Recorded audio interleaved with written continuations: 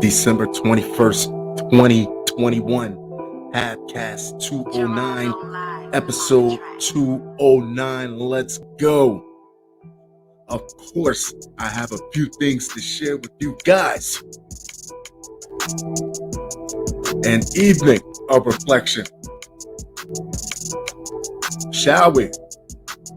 Man ends up in jail after posing with cash and handgun in photo with Santa at Louisianna Mall. First off, we're going to overlook the fact that you're too old to be taking pictures with Santa. Then a lot of these Santas at the mall are just volunteering, but they're really police officers. Off-duty police officers. Police are investigating a photo of two men who pose with, it's not just one idiot, it's two. He has a twin who pose with large amounts of cash and a handgun while taking a picture with Santa at a mall in Baton Rouge, Louisiana.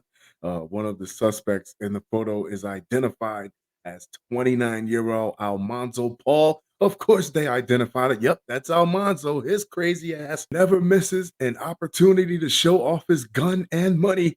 He has been arrested on an outstanding warrant out of Texas for aggravated assault and a parole violation. The other suspect seen in the photo hasn't yet been identified. Not yet. Wait until Almanzo get hit with those numbers. Gene Saturn, senior general manager at Mall of Louisiana, said management is aware of the photo. However, Saturn didn't provide any additional information. The incident is currently under investigation with BRPD, and I'm not allowed to release any information while under an active investigation, the manager said, which makes his job, which really, he goes to the bar now and tells the ladies that he's the general manager of a mall and there's an ongoing investigation. Investigators said they learned about the photo after it circulated on social media. Of course, because the only way to validate is to circulate. It's always pics or it didn't happen. If you don't show the whole goddamn world, it's like nobody will ever believe you. Wow. A lump of coal in your arrest report, sir. Next up, if you like the show, subscribe and leave a comment. Let me know you're rocking with your boy. Apple AirTags allegedly being used by stalkers. Viral Twitter thread. AirTag is a tracking device developed by Apple. AirTag is designed to act as a key finder, helping people find personal objects to locate lost items. AirTags leverage Apple's crowdsourced Find My network, estimated in early 2021 to consist approximately of 1 billion devices worldwide that detect and anonymously report emitted Bluetooth signals. So that definition, it sounds like they're tracking devices that ping off of other tracking devices to like triangulate positions. A Maryland woman has claimed a stalker used an Apple AirTag to follow her after leaving a bar at 2 a.m. Saturday. This beauty queen's night turned ugly thanks to one alleged bad Apple user who wrote this shit.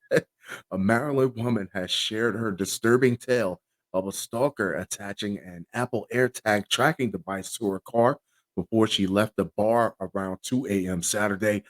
This is the second such extremely scary claim to be made in recent weeks. So something kind of terrifying happened to me last night. The 28-year-old woman, identified only as Jenna for privacy reasons, tweeted to her more than 1,700 followers over the weekend. Someone attached an Apple AirTag to the underside of my front wheel while I was inside a bar. Yes, this is horrifying because they seem to be so small you wouldn't know unless you did a sweep. Who's doing a sweep of their vehicle and personal belongings? Then yeah, just gonna go home and lead the person right back to your house. Wow. And her now viral Twitter thread, which garnered more than 32,000 likes before she set her account to private, the Baltimore native said she reportedly discovered that an AirTag, a small lightweight tracking device that helps Apple users locate misplaced items by way of Bluetooth technology had been secretly affixed to her Lexus. It was 2 a.m. and I was driving away with no cars around me, and I kept getting this alert for like 30 minutes straight.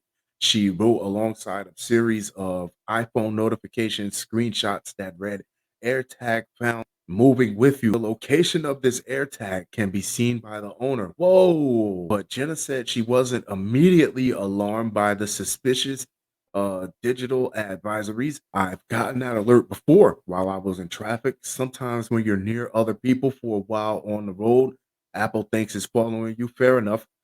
She wrote, but it was late and I started to make a bunch of right turns and run counter. And I was still repeatedly getting this message. Jenna made the potentially life saving decision to drive to a safe location. I checked all my things like my purse, my trench coat pockets, my wallet, couldn't find anything. Then I was like, what if they stuck it on my car? But I didn't find anything. She tweeted, I didn't want to go home. So I spent the night somewhere and just said I'd figure it out in the morning. Smart girl. She then claimed that a friend found the AirTag mounted on the underside of her vehicle's front passenger wheel well the next day. It bothers me because no matter how safe women try to be, I was never alone, parked somewhere well lit, etc. It doesn't matter if someone truly wishes to harm you, Jenna wrote, which is a sad reality. Very much reminds me of at Money Maya, a story of her in DC hotel. This area is prime for human trafficking, she added, citing a 25-year-old woman's recently trending claims that she was allegedly nearly kidnapped by human traffickers during her stay at a hotel in Washington, D.C. Apple introduced Tracker Detect earlier in December in the Google Play Store. This feature enables Android users to proactively scan for item trackers that are no longer with their owner. If one has been placed on you without your knowledge or a detective item tracker is known to be moving with you for more than 10 minutes, you will be able to play a sound on the detected item tracker to help you locate it. Meanwhile, late Monday morning, Gina also tweeted that she was not super keen on answering questions from the media about the incident or where she currently lived for her own protection. I love this girl. Yes.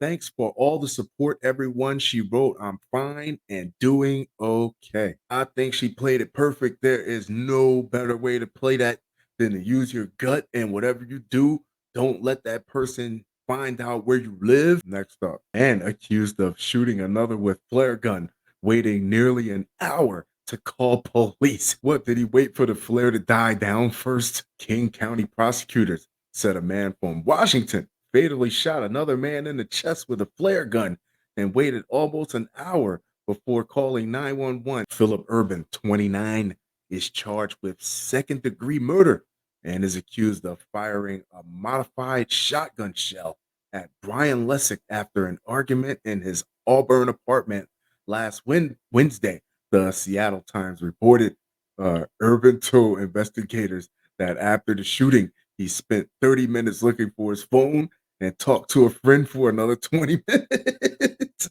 before calling 911. The charges say this isn't first degree murder because he clearly could have did something to help this guy and chose not to. It was a little after 2:30 p.m. when Urban finally called 911 and told the dispatcher he shot a man. When police and medics arrived on the scene, police found a flare gun on the patio. Urban and Lessick were inside the residence, the latter with a substantial hole in his chest. He was already cold to the touch and unresponsive when medics arrived and was later pronounced dead at the scene. Investigators said there was an altercation between Urban and Lessick in the residence. Altercation is putting it mildly. And an altercation is a dust up where they both smack each other around a little bit and then go their separate ways. This is beyond altercation. Urban then proceeded to pick up the weapon and shot who has a flare gun laying around on dry land and shot Lessick once in the chest. Police don't know the relationship between the two men. Horrible. That's what the relationship was.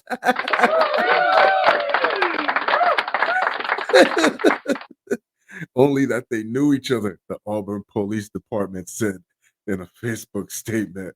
The autopsy showed that Lessig had been struck in the chest by the bullet and hit his heart and left lung. The pathologist told police the type of injury to the chest would have killed him in minutes, according to the charges. Police said Urban gave multiple variations of the events, according to the Seattle Times. In one case, Urban said he and Lessig got into a physical altercation. However, neither of them had injuries that showed they were in a fight, the charging paper said. Urban told officers he modifies the shotgun shells to make them less lethal by filling them with rock salt or corks or match heads, according to the police. Well, at point blank range, anything, a shotgun blast from anything, I don't care what is packed with, like, yeah, at point blank range, you could kill anybody with just about anything. Urban said he previously shot a man in the leg with one of the modified shells last year, but wasn't charged because the victim didn't want to be involved. Police say Urban told officers he'd gone to bed after working a night shift and woke up to find Lessick in the kitchen cooking. The charges said apparently angry that people were using his apartment as a flop house. Police say Urban claimed he and Lessick got into a fight. Yeah, I've been at work all day and I come home and y'all up cooking, y'all partying, y'all turning up, and yeah, Urban remains. I don't think you should have shot him though, bro. Urban remains jailed in lieu of $1 million bail. Jail and court records show. Yeah, if you could pack an empty shotgun shell with anything and a flare gun, which is sawed off anyway, if you hit somebody with that from a short enough distance, it's going to do massive damage. So I don't know what he thought. What he thought he was just trying. I was just trying to scare him. Next up, TJ Maxx shopper shoots herself in the foot when gun goes off. It doesn't only happen to football players in the nightclubs. It happens to middle-aged women too. A shopper at a TJ Maxx in East Alabama shot herself in the foot when her gun accidentally discharged, police said. So what happens if the gun discharges and hits a child or just hits another shopper? The gunfire happened when she dropped the gun Monday afternoon in the TJ Maxx at the Tigertown Shopping Center in Opelika. The 55-year-old woman was taken to a hospital. If you have a permit to carry, if you have a concealed weapon, if you have a license to carry a gun, I have no problem with that at all. There's no problem with that. But if you're not properly trained, if you're mishandling the weapon in any type of way that causes these type of incidents, it's only funny because she was only mildly hurt. She was hurt just enough to let her know to be more careful next time. But obviously, it could have been a lot worse. Fun show, fun show. That being said, I'm going to wrap this one up, but I'll be sure to talk to you guys very, very soon. Adios.